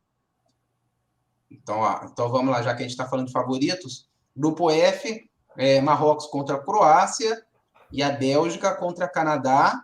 Então, guarda aí a Bélgica. E o grupo E, Alemanha versus Japão e Espanha versus Costa Rica. Aí já entra Alemanha e Espanha. Esses três entram aí como favorito também? Bélgica, Alemanha e Espanha? Eu coloco a Bélgica favorita também. A Bélgica é um time, né, De Bruyne, um time bem forte, né, na parte ofensiva. E também é um esquema tático. A Alemanha, eu não tenho acompanhado muito a Alemanha, mas a Alemanha é sempre a Alemanha, né? A Alemanha é perigosa. Eu não vejo a Espanha tão forte assim. É uma das favoritas também entre as 10, se você for colocar. Mas não me dá tanta esperança que a Espanha será uma equipe que chegue nas cabeças lá numa semifinal, numa final. Eu posso estar enganado, mas eu acho que a Espanha é para umas quartas de finais ali, quartas de final no máximo. Não sei se o Juninho ia falar, mas a Espanha é uma equipe bem jovem. Pedri, Gavi, Ansu Fati, os moleques de 19, 20 anos ali, o Ferran Torres mesmo, começou pelo menos na reserva no Barcelona, vem entrando aos poucos. São jogadores jovens, tirando o Busquets, né, que está na Copa, está na seleção da Espanha desde 1950. O resto são jogadores moleques mesmo, né? Então talvez a Espanha seja uma equipe para daqui 2 Copas, talvez. E o técnico é o Luiz Henrique, né? O técnico é o Luiz Henrique, né? Deixa eu ver aqui, só confirmar. Mas pode falar, ô Juninho. Eu acho que eu vou dar uma polemizada aqui. Eu acho que Espanha e Bélgica não faz medo para ninguém. E a Alemanha pela camisa. Desde quando o Brasil perdeu para a Alemanha de 7-1, eu não vejo isso tudo na Alemanha. Não sei se eu sou louco, não sei o que é, mas eu sei que eles têm uns caras diferentes, mas o conjunto ali para mim não faz medo para ninguém. A Alemanha, sim, pela camisa, por ter sido campeã, não sei o quê, mas o time da Alemanha mesmo, eu não. Eu tô falando assim, se eu sou um jogador da seleção brasileira, com o estofo que os caras têm, com a vivência que eles têm, ou da Espanha, ou da Inglaterra, e eu vejo aqueles caras da Alemanha do outro lado, para mim não faz medo, não faria medo nenhum. A Alemanha é uma equipe, a Alemanha mais a Itália, que não sei como não vai participar dessa Copa do Mundo, das mais tradicionais do mundo, de Copa do Mundo, né? Tem 4 Copas. E aquele time lá que meteu 7 no Brasil, do goleiro até o centroavante, era todos jogadores fortes, muito técnicos. Cara, se olhava para o meio, tinha um Cross que, de olho fechado, achava um cara lá na cara do gol. O Müller chutava tiro de meta e marcava gol. Como é que chama? Não, o Götze foi o que fez o gol na final. Mas o outro lá, o que é o recordista, como? O Kroos, Tony Kroos. Não, o Tony Kroos, o meia. Mas o que eu quero lembrar é aquele atacante, magrão, bem altão, magrão. Eu vou lembrar o nome dele. Não vou lembrar o nome dele, não. Eu não tô lembrando também, não. Que, cara... Eu falei que eu ia polemizar. Né? Eu sabia que eu ia polemizar, isso, porque... Close, muito bem, lembrado. Ele mesmo. O cara não sabe bater 2 embaixadinhas, mas toda bola que caía na área, ele chutava e fazia gol. Impressionante. Mas Mas se você pegar peça por peça do time da seleção brasileira, até que aquela seleção lá não era tudo essas coisas, não, do Brasil. Mas você pegar peça por peça, será que dá tanta diferença assim? Então, de jogador por jogador? Não sei, né? A gente tem que ver se a gente vai comparar com a de 2014.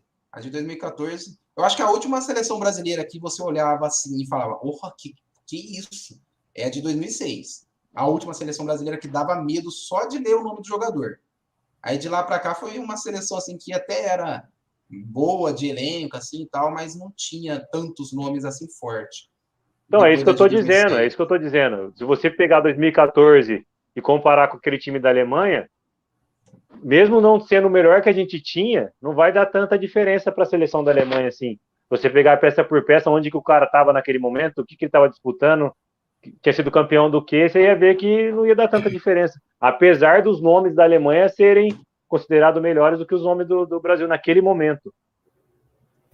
2014 a gente tinha o Fred no ataque, né? E o Gabriel Jesus não estava naquela Copa, né? A gente tinha o Fred que conseguiu acabar com a Copa. Bernard. O Bernard. Tinha o Oscar no meio. Era uma seleção mais ou menos, vamos dizer assim. Então, mas eles vinham bem onde eles estavam, né? Sim, eles estavam na melhor fase deles, vamos dizer assim. Mas talvez, igual você falou do Daniel Alves, por falta de concorrência, os caras estavam lá, né? O William jogou lá, na final. Jogou contra a Alemanha no último jogo. É impressionante. Então vamos lá, para a gente ir para o Brasil, que eu queria fazer uma brincadeira com vocês aqui. Tá aí a tela aí do Brasil. Tem a Suíça que vai jogar contra o Camarões, do grupo do Brasil, e o Brasil joga contra a Sérvia. Isso na quinta-feira, dia 24, 4 horas da tarde. Aí tem o Uruguai, grande favorito Uruguai, e o mais favorito de todos, Portugal. Acho que nenhum é tão favorito quanto Portugal. Estou falando besteira, é lógico, eu quero polemizar esse negócio aqui. Vai lá. Pode começar, Alberto. O que eu acho do grupo do Brasil, que eu analisei, para mim a estreia vai ser um dos jogos mais difíceis para o Brasil, a Sérvia. Primeiro que a Sérvia tem um ataque muito bom com o Mitrovic e o Vitovic, lá um do Fulham, o outro da Juventus. Eles são artilheiros, estão metendo gol para caramba. Então o jogo da Sérvia vai ser perigosíssimo, um ponto positivo. A defesa da Sérvia é ruim, não é boa. A defesa não é boa. Mas o ataque, com o Mitrovic, com o Vihovic aí, que é do Fulham e da Juventus, eu acho que vai ser uma estreia que o Brasil vai ter, na minha visão, vai ter que entrar. Eu posso falar a escalação que eu acho que tem que ser? Deixa eu colocar na tela aqui, então. Espera aí. Então, eu vou tirar essa tela aqui que a gente está vendo. Vou colocar a tela do Brasil aí. Fala como que você gostaria de colocar a seleção e eu já vou organizando aqui. Tá, eu colocaria com o Alisson. Alisson, goleiro. Marquinhos e Thiago Silva. Alisson, Marquinhos e Thiago Silva. Colocaria o Danilo e o Alexandro. Danilo e Alexandro. Colocava o Casemiro e o Paquetá no meio. Espera aí, que eu apaguei o Alisson aqui. O Alisson vai ser o titular, né? O Alisson é. Beleza. Quem no meio? O Casemiro e o Paquetá no meio. Casemiro e Paquetá. Vai lá. Colocaria Vinícius Júnior, Rafinha e Neymar. O trio ali no ataque.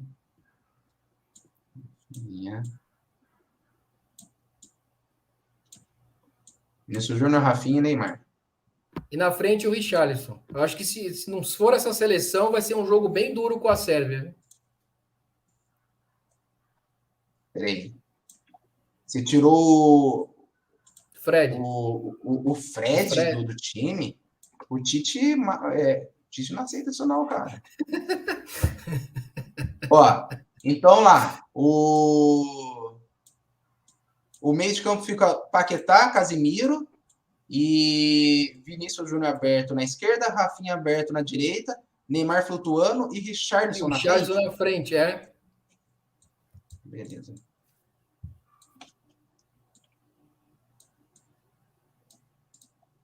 Deixa eu compartilhar essa tela, que aí vocês veem o que eu estou fazendo aqui, senão a galera fica imaginando o que o André está fazendo lá.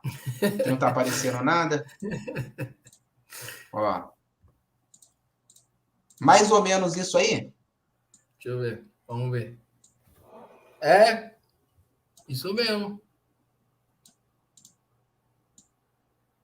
É.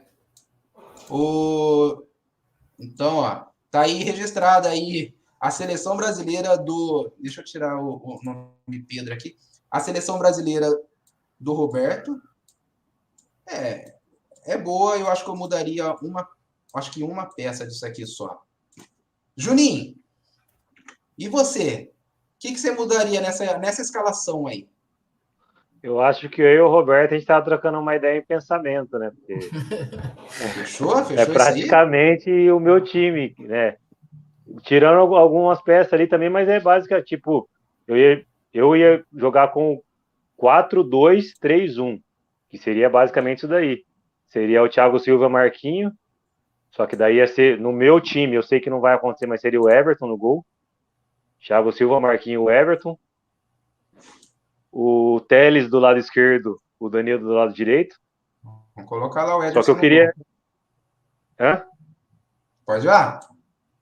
Só que eu queria o Everton, tá? O Everton no lugar de quem? Do Paquetá? Não, o Everton goleiro. Ah, o Everton, entendi, Everton. Eu sei que ele não vai jogar, mas eu ia por ele no meu time.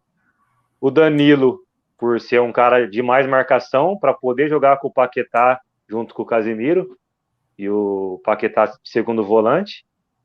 O Vinícius Júnior de um lado, o Neymar no meio, o Rafinha do outro lado, e ali na frente, tanto faz para mim. Acho que dependendo do jogo, o Pedro, dependendo do jogo, o Richarlison. Mas basicamente seria isso. O seu lateral esquerdo é o Alexandro mesmo? Telles, é o Telles. Ah, é o Telles. Porque eu acho que ele é um cara de um apoio muito bom. Dá para fazer uma dobradinha com o Vinícius Júnior ali. E apesar do Danilo não ser, o Danilo já é por conta de estar o Paquetá no meio. Ele conseguir fazer essa cobertura ali quando o Paquetá dá uma avançada. Que eu jogaria com o Paquetá como um volante sem a bola e um meia com a bola, entendeu? Para ajudar o Neymar na armação ali. Basicamente seria isso. Eu sei que é meio loucura, mas seria isso daí. Não, é uma escalação boa, uma escalação boa. Já que o Tite ama o Lucas Paquetá, e por causa disso coloca o Lucas Paquetá aberto na esquerda e deixa o Vinícius Júnior no banco. Dá para jogar os dois juntos, pô.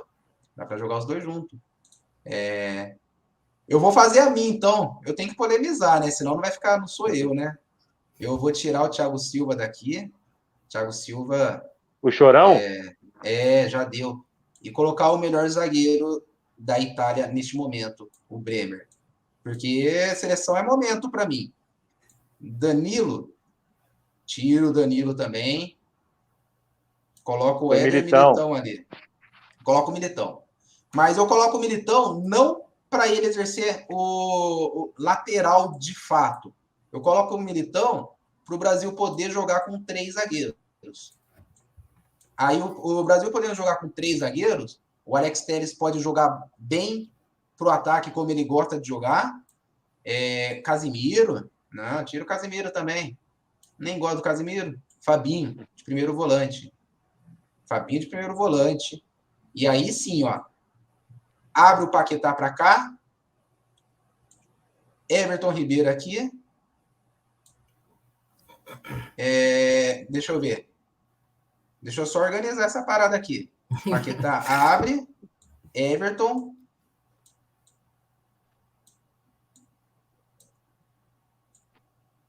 Abre lá o Paquetá. Aí. Isso. Tem jogador a mais aqui, né, galera? Vocês estão rindo aí porque tem jogador a mais, né? Acho que tem um a mais, né? 3, 6, 10. Aí, quem que eu tiraria daqui? Eu tiraria o Paquetá. Tiraria o Paquetá. Deixaria o Fabinho aqui. Neymar flutuando. E o Everton aqui de meia abrindo. Quem ajudaria aqui na marcação é o Rafinha, que ele faz isso mesmo.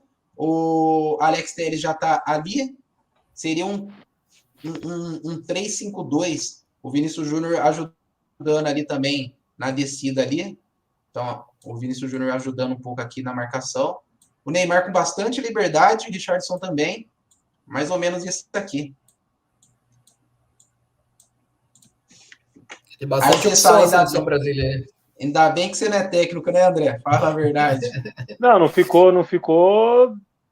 Tipo, pra gente que é torcedor, seria top. Mas é que o Tite não vai fazer isso, né? Mas pra gente que gosta de ver o time pra cima, seria legal, sim, pô. Ó, a Maria Tereza aí, boa noite. Minha mãe, beijo.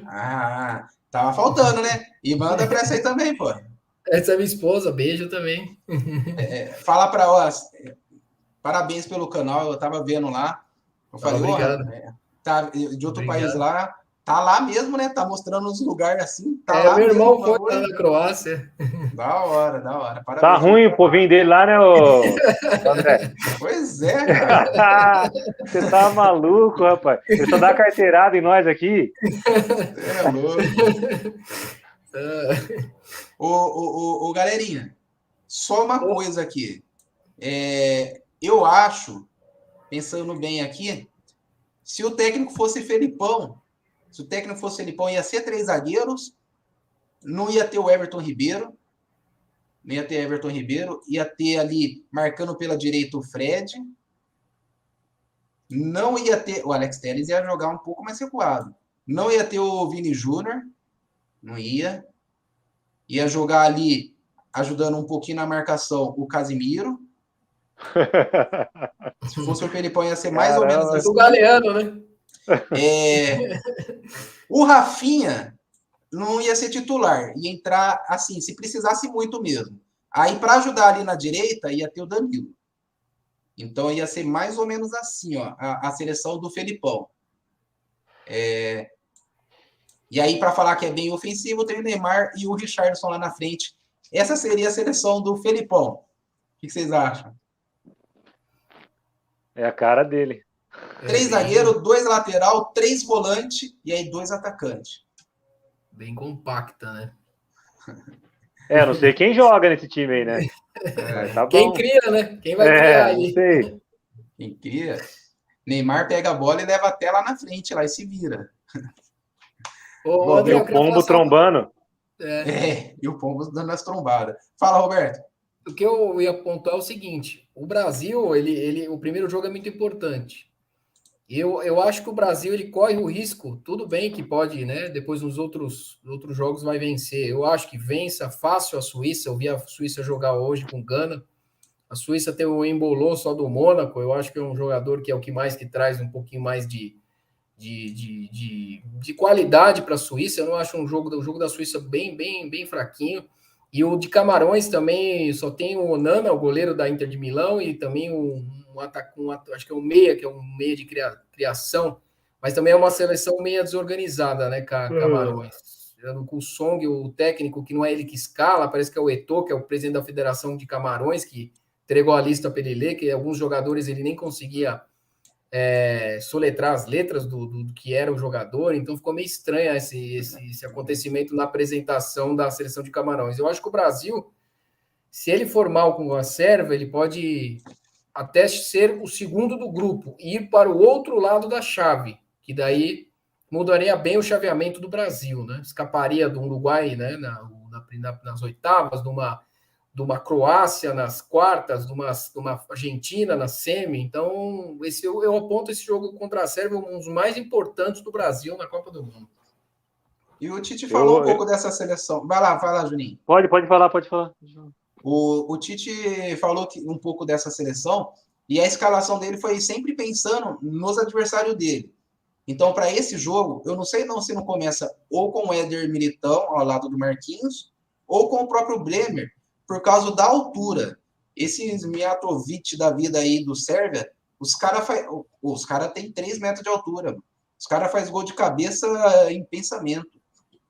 Então, pode ser que coloque isso para aumentar a estatura do time.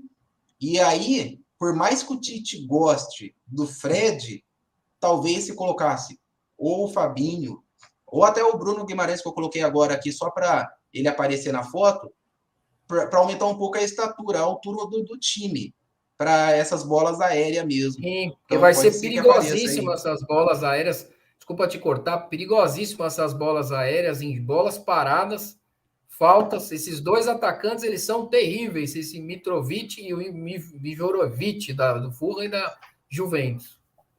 Vai lá, Juninho. Apesar de eu concordar com o Roberto em relação à Sérvia, esse é o adversário mais complicado do Brasil no grupo aí, sem sombra de dúvidas. Eu acredito que tudo vai depender do primeiro jogo, né? Do nervosismo ali, porque é Copa do Mundo, né? Não é campeonato interclubes, não. É Copa do Mundo, o mundo inteiro assistindo, todo mundo jogando, e se for bem no primeiro jogo, passando os 15 minutos do nervosismo ali, do frio na barriga, e conseguir, por mais que não ganhe por um placar elástico, conseguir ser bem sólido, bem organizado, e acho que a tendência é deslanchar. Agora, se pegar uma Suíça e já dar uma titubeada, uma pipocada ali, já pode, sei lá, não pela qualidade, mas é mais apesar de eu achar que o Brasil vai sobrar, mas eu acho que depende muito do primeiro jogo. Primeiro jogo é sempre aquele jogo tenso, né? Todo mundo com medo e tal. Sempre os primeiros jogos o Brasil acaba ganhando de 1-0, de 2-0, é aquele jogo bem tenso. O segundo jogo já é um pouco mais tranquilo e o terceiro já é aquele que, se ganhou bem os primeiros jogos, entra tranquilo. Se tiver com uma pontuação apertada, entra tenso de novo. Então, o primeiro jogo aí pode contar a história do Brasil na Copa, né? Justo contra a Sérvia. Talvez o Camarões, infelizmente, Camarões vem sendo uma equipe que não vem dando trabalho nas últimas Copas, poderia ser o melhor, um adversário para começar com o Brasil. A Sérvia é pedrada, a Sérvia é mais complicado, não. E nas oitavas, Uruguai e Portugal já vai ser um belo de um teste para o Brasil, porque Portugal também é um time, o Cristiano Ronaldo, né, e os outros jogadores que atuam, tem um que atua no Manchester United, se não me engano, não sei se ele chama Guimarães, o que ele cumprimentou lá quando chegou, também o Bruno Fernandes, não é? Bruno Fernandes, acho que é isso, Também tem uns jogadores do Uruguai. Excelente. Uruguai também, e eu acho que essa Copa aí no Catar vão ter algumas surpresas, assim. Mas como eu falei, como eu concordo com o Júnior, eu aposto muito nesse ataque do Brasil. Ele é muito forte. Forte. Então, a equipe que se der uma vacilada, o Brasil pode seja surpreendida nos primeiros minutos, tomar um gol. Isso muda numa Copa do Mundo, porque o esquema tático da equipe vai ser outro. A equipe adversária vai ter que buscar o resultado contra o Brasil, vai se abrir. O Brasil tem muita criação, então ele pode muito bem abrir a placar contra essas equipes e fazer um jogo de reação, né? De ir para cima só no contra-ataque. Imagina um contra-ataque com Vinícius Júnior, Rafinha, Neymar e Richarlison. Muito rápido, muito forte, né? Ataque rápido. Vamos ver se o Tite não inventa, né? Se o Tite não inventar nada, né? Tem essa também. Começar a querer inventar. Ele tem muita peça boa na mão, mas se inventar, você quebra tudo. Eu acho que o jogador que vai ser um jogador importante para o Brasil, para esse sistema funcionar, na minha visão, vai ser o Casemiro no meio campo, que vai ter que proteger bem aquela zaga do Brasil, aí o outro volante, que for o Fred, que for o Paquetá, quem for fazer essas funções, porque a zaga do Brasil com Marquinhos e Thiago Silva, que eu coloquei, é boa, porque é uma zaga experiente. Mas eu não sei como vocês falaram, o Tite ele vai armar o time de acordo com o adversário. Eu não, na bola aérea, eu acho que é o Bremer, é um bom, o Militão também pode figurar lá na parte. Eu acho que o problema do Brasil é a parte defensiva. Porque lá na frente você pode deixar a turma lá, que a turma vai deixar os caras loucos lá na defesa lá. Os caras vão ficar Imagina malucos. como é que tá a cabeça dos caras que vai enfrentar o Brasil, mano. Você é louco. Você imagine, é a primeira Copa que o Neymar vai ter vários outros protagonistas jogando com ele. Então o cara vai pensar assim: eu vou dobrar a marcação no Vinícius Júnior ou no Neymar? Mas espera aí, tem o Rafinha do outro lado. Não, mas espera aí, tem o Richarlison. Então, complicado. Não vai dar, os caras vão parar eu vou dar uma bordoada no Rafinha e vou tirar ele do jogo. Aí vem o Antony. Exatamente. Ó, eu vou colocar, enquanto vocês. Pode falar aí, eu vou colocar a escalação que eu acho que o Tite vai começar, tá? Que eu acho que o Tite vai começar. Pode ser que ele mude por questão do adversário. Mas eu vou colocar a escalação. Que eu acho que vai ser a da Copa. Você imagina acontece de, como você falou, alguém se machucar entre o Everton, o Ribeiro e o Pedro. O entrosamento que os caras têm no Flamengo, funcionando naquele ataque, que os caras nem conhecem muito bem o Everton e o Pedro, vai deixar os caras meio confuso, meio bagunçado. Eles vão ficar meio bagunçados. O ataque do Brasil é complicado, por isso que eu falo. O goleiro do Brasil tem que fazer boas partidas. Só uma pergunta aqui que eu realmente não sei se vai ser desse jeito ou não. Vão ser 5 alterações também ou não? Boa pergunta, hein, cara? Eu acredito que sim, mas não posso falar com precisão isso. Porque lá é quente, hein? Seria legal, hein? Depois da pandemia, eles não mudaram ainda isso daí, porque eles viram que isso dá mais velocidade para o jogo. Pô, entrando 5 jogadores na metade do jogo, é um time, metade do time novo e continua o jogo rápido e atrativo. Então, eu não sei se eles vão voltar para 3 substituição. Porém, não tem essa informação para essa Copa, cara. Só que dependendo na mão de que técnico tiver isso daí, ele faz a cagada, né? Porque o cara fica naquela de ter que trocar, tem que trocar. O time tá bem, ele vai e arrebenta com o time. Tem que ser um técnico cabeça. Eu acho que o Tite vai começar dessa maneira. Eu sei que vocês iam falar que o Vinícius Júnior deveria ser titular. Eu também acho. Mas o Tite é cabeçudo, cara. Vários anos aí de Tite no Corinthians, ele é cabeçudo demais. Então eu acho que vai começar desse jeito e depois vai mudando. Tira o Fred, aí testa, sei lá, Bruno Guimarães ou Lucas Paquetá ali, igual a gente colocou, vê que dá para jogar assim, aí deixa o Vinícius Júnior titular.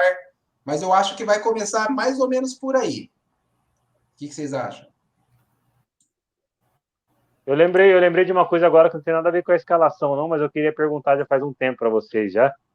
De verdade, né? Não é tirando sarro, não, é para entender. Qual que é a função do filho do Tite na seleção? De verdade, não estou zoando, não. Ele trabalha com scout? Eu não sei, eu não faço ideia. Se eu análise de desempenho, eu acho que é análise de desempenho, se não me engano, não sei também, não tenho certeza. Se eu falasse para você que eu sei, ele faz isso, eu estaria mentindo. Eu vou falar porque eu estou consultando aqui, cara. Estou consultando. Não. É o Matheus Bach. Matheus Bach. Treinador adjunto. Quer dizer, continuo não sabendo o que ele faz. É um suporte pro Tite ali, então, cara? É o quê? É impressionante. Ele entrega água. Deixa água pro Tite ali. Isso aí. Não, é sério, porque esse tempo atrás eu tava olhando e falei, não, da hora, às vezes o cara tem um potencial, cara, é bom no que ele faz, todo mundo critica, mas não sabe o que o cara faz. E eu fiquei com essa dúvida, acho que o André vai saber, corintiano, né? Mas treinador adjunto. O que seria um treinador adjunto? seria como se fosse um auxiliar, mas ele não é o auxiliar técnico principal ali, né?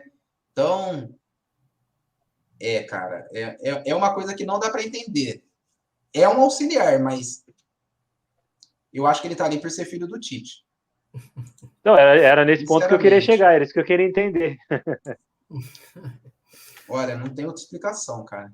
Não tem. E o Desculpa por Tite sair ainda do leva. assunto aí, mas Não, porra, super relevante. O Tite tirou o Lázaro do Corinthians para ir lá ajudar ele como auxiliar. E tem o filho dele fazendo o quê ali? Qual a história do filho dele ganhando para um estar troco, tá ganhando um troco ali, pô. Qual a história dele na seleção, no mundo do futebol para ele estar ali? Se você Ele pesquisar é agora no formado? Transfer. Ele é formado. Mas se você pesquisar agora no Transfer Market, vai aparecer treinador junto da seleção brasileira. Tipo, não tem o antes. Não tem o antes. Aí é complicado, né? Ô, galera, então, vamos fazer nossas considerações finais aí. Agora é à vontade, cara. Seleção brasileira, Argentina, Alemanha, Copa do Mundo, voleibol, o que vocês quiserem. Vocês que mandam no negócio aqui. Eu queria agradecer novamente por participar, né, desse debate, né, dessa análise do Campeonato Brasileiro, né, da Copa, o que a gente analisou. As considerações finais, eu acho que a Copa do Mundo vai ser uma Copa de alto nível, principalmente porque vai ser no final do ano, né, diferente dos outros anos, que era no meio, né, da temporada. No final da temporada europeia, agora é no começo da temporada europeia, final da temporada brasileira, mas eu acho que os jogadores vão chegar mais com oxigênio, mais prontos e mais preparados para uma Copa do Mundo, não cansados. Eu acho que o nível técnico vai ser alto da Copa do Mundo, dessa Copa do Mundo do Catar. Vai ser uma Copa do Mundo física, bem física, uma Copa do Mundo que as seleções vão estar voando fisicamente e que jogadores como Neymar, Messi, Mbappé, Cristiano Ronaldo, né? Esses jogadores tendem a ser os destaques, né, das suas seleções, né? E que o Brasil tem grandes chances de ser campeão do mundo, sim, desta Copa do Mundo. E em relação ao grupo do Brasil, é o que eu havia falado, né? Para mim, a Sérvia é o principal adversário para o Brasil nessa primeira fase aí. Muito obrigado a todos. Um abraço. Obrigado ao André e ao Júnior. É nóis. Vai lá, Juninho. O espaço é todo seu, Eu cara. agradecer também, né, mais uma vez, dessa moral que vocês estão me dando aí de permitir que eu participe dessa resenha aí, que para mim resenha é resenha, a gente gosta de resenha, né? E agora, em relação à seleção, eu não sei se eu estou muito otimista, não sei o que é, se eu estou vendo futebol de um jeito diferente recentemente aí, mas para mim não vai dar para os caras. O Brasil vai sobrar nessa Copa, apesar de eu ver bastante seleções boas aí, mas não são todas que vão enfrentar o Brasil, porque algumas vão caindo pelo caminho, né? Então, o Brasil vai enfrentar umas seleções boas aí, a Sérvia acho que no começo, que vai dar mais trabalho no grupo do Brasil. O restante vai vir, vai capotar, vai tomar, não vai ter conversa. E é isso. E o Brasil, para mim, é campeão dessa Copa aí. Não sei se fácil ou difícil, porque futebol é uma caixinha de surpresas, né? A gente acha que vai ser de um jeito, vai ser do outro, mas que vai ser campeão, vai. E é isso aí que eu penso. E obrigado aí, André e Roberto, mais uma vez. Não sei se vai ter outra live antes ou depois do outro jogo lá, mas boa Copa pra gente aí, Deus abençoe a todos. Obrigado. Eu não tinha colocado do Instapapo aqui quando ele estava falando, então vai agora aqui enquanto eu falo mesmo e já faz o jabá do Instapapo de futebol também. Obrigado. Que é os fera que participa aqui e participa porque é fera no que fazem nas análises de futebol, e se engrandece muito aí. E é como o Juninho falou, a gente curte falar de futebol, é da hora falar de futebol, galera. E é isso que a gente faz aqui. Então eu vou terminar falando aqui, seleção brasileira, é difícil você ficar 20 anos esperando para gritar campeão da Copa do Mundo e não dá, cara, para chegar numa Copa do Mundo e você, como brasileiro, torcer contra a sua seleção. Não dá.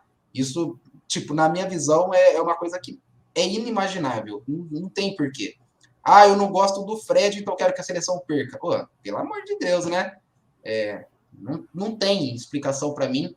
Então eu vou torcer para o Brasil, lógico, ser campeão. Não gosto do Neymar porque ele só cai. Tô nem aí, então vou torcer para o Vinícius Júnior fazer o gol do título. Mas eu quero o Brasil campeão. Vai ser difícil pra caramba.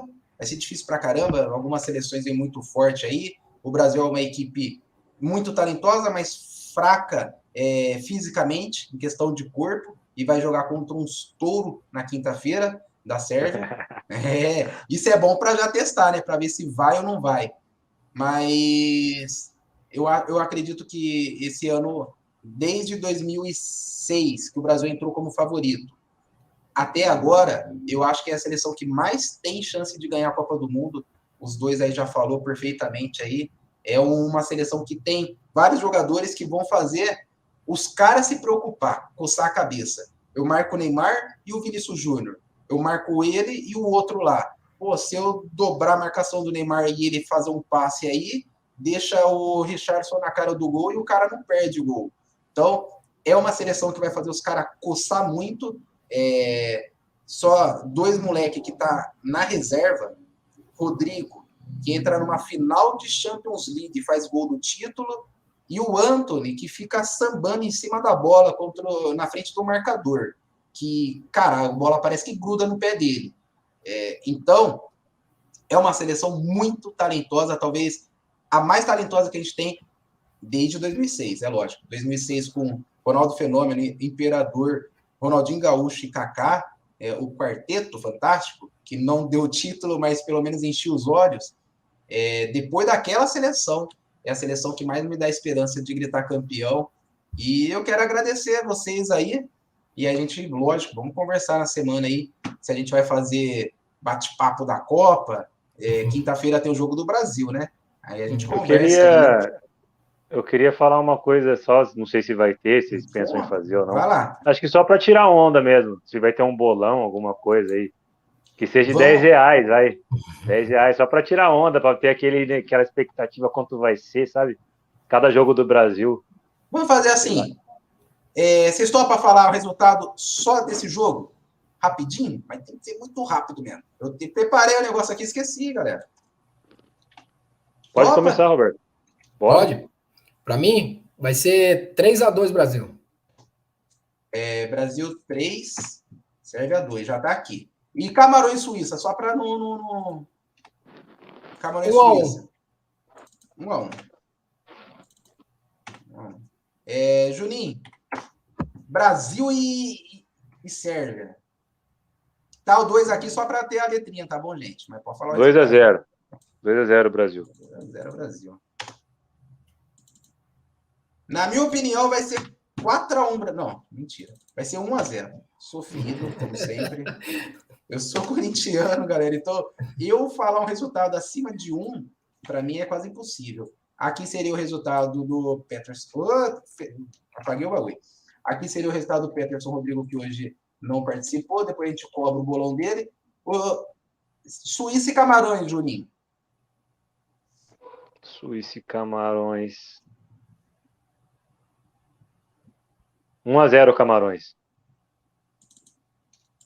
1-0 Camarões. Aí põe um chute total mesmo, viu? Porque, nossa senhora. Eu vou no 2-0 para Suíça. Então, ó, tá registrado aqui, ó. Primeiro, não tá aparecendo não tá aparecendo na tela, pô. Tela, não. Ai, tá brincando, né? Agora Então agora foi. É bom que o pessoal não viu os meus erros aqui ao vivo. Ó, o primeiro lá é do Roberto, 1-1 Suíça e Camarões e 3-2 Brasil e Sérvia. É jogo para ataque cardíaco esse aí, em 3-2 Brasil e Sérvia. O segundo lá é do Juninho, 1-0 Camarões, Brasil 2-0. E o terceiro lá é meu, 2-0 Suíça no Camarões e 1-0 Brasil e Sérvia. Aí tá registrado aí pela voz, né? Porque eu não anotei aqui os nossos nomes, mas a gente vai saber, né? Tá anotado aí. Semana que vem a gente vê quem acertou essa parada aqui. Não tá valendo dinheiro ainda, Juninho, mas de repente vale uma coquinha aí depois. Não, é que esteja R$1, R$2, só para falar que, sei lá, é simbólico.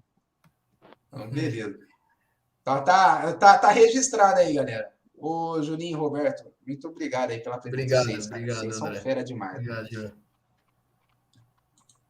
Então, para a galera que assistiu aí e que vai assistir depois, deixa seu comentário cornetando a gente aí da nossa escalação e aí eu prometo aí que cada um da gente aqui vai dar um jeito de responder. Beleza? Falou, Juninho. Falou, Roberto. Deus abençoe. Valeu. Um abraço. Obrigado Falou, aí. obrigado. Falou. É nóis. Valeu.